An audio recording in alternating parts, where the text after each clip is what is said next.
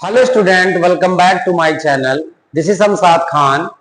I am presenting here with another video related to chapter number 12, balance of payment और topic है autonomous and accommodating items. आज का जो topic है वो लास्ट टॉपिक है इस चैप्टर में कि ऑटोनोमस आइटम्स कौन से होते हैं और अकोमोडेटिंग आइटम्स कौन कौन से होते हैं, इनका क्या इंपैक्ट पड़ता बैलेंस ऑफ पेमेंट पे, इनके बारे में डिटेल्स में डिस्कस करेंगे। तो ऑटोनोमस आइटम्स क्या कहता है कि it refers to those international economic transaction. किस टाइप के? International economic transaction. अब बात आती है इकोनॉमिक ट्रांजैक्शंस की, तो visible items, invisible items, unilateral transfer and capital transfers take place due to some economic motive such as profit maximisation.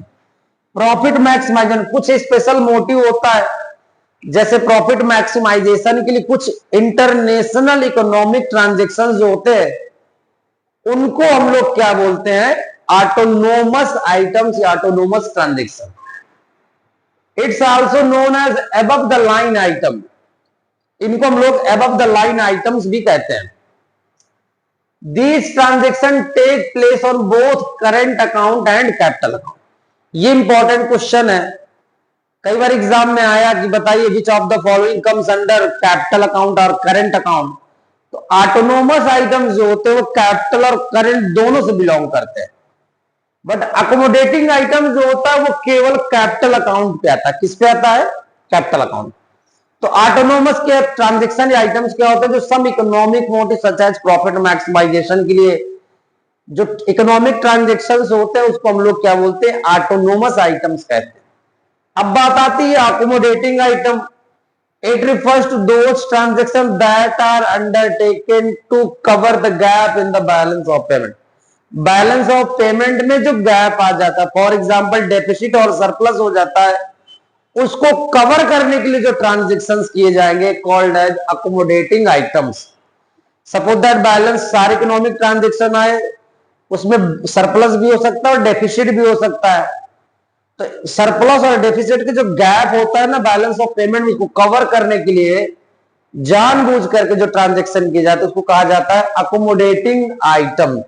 Such transactions are not taken to cover deficit, लिखा हुआ है deficit और surplus in autonomous transaction. Autonomous transactions की वजह से जो deficit और surplus में गैप आ जाता है, बैलेंस ऑफ पेमेंट में जो गैप आ जाता है, मतलब डेफिसिट और सरप्लस अराइज हो जाता है, उसको कवर करने के लिए जो ट्रांजैक्शंस किए जाते हैं उसको हम लोग अकोमोडेटिंग आइटम्स के नाम से जानते हैं।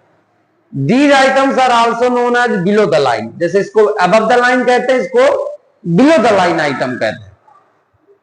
These items are take place only capital account। यहां पर हमने बताया था कि autonomous transactions take place in current account and capital account, but accommodating item take place only इसमें कैपिटल अकाउंट पे आते हैं।